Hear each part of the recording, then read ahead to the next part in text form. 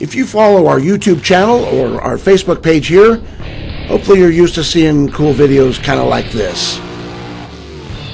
This was a great run we made a couple years ago at our home track at Woodburn, and the car ran really well. Ran a high 520 pass. But check out what it does to the tire here when it launches. This is amazing.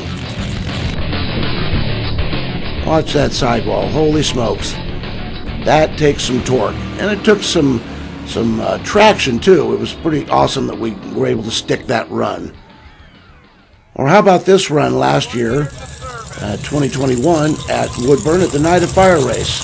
Trevor made a really nice lap here.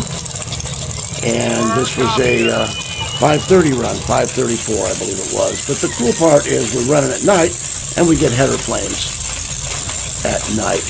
They're there in the daytime, you just don't get to see them as well.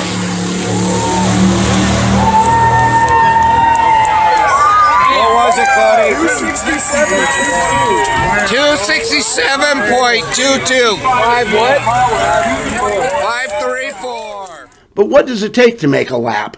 To go about 270 miles an hour in 5 seconds, what does that take? Well, if you've been to the track, you've probably seen us work on the car in the pits, and frankly, there's a lot we can do between rounds even in the pits. I mean, we can change sleeves, pistons, rods, cylinder heads, valves. There's just gobs of stuff that we can change there. But at the track, we're just thrashing to make the next lap in a hurry. But there's a lot of maintenance that goes on here at the shop in between outings that's at a deeper level, and that nobody ever gets to see. So we thought, well, maybe you guys would like to see some of the behind-the-scenes maintenance that goes on. We're going to focus on the motor, and Saturday midday, we're going to do a Facebook Live video and show you some of what it takes to make a 5-second run in an injected nitro dragster. Thanks for joining us. We'll see you Saturday.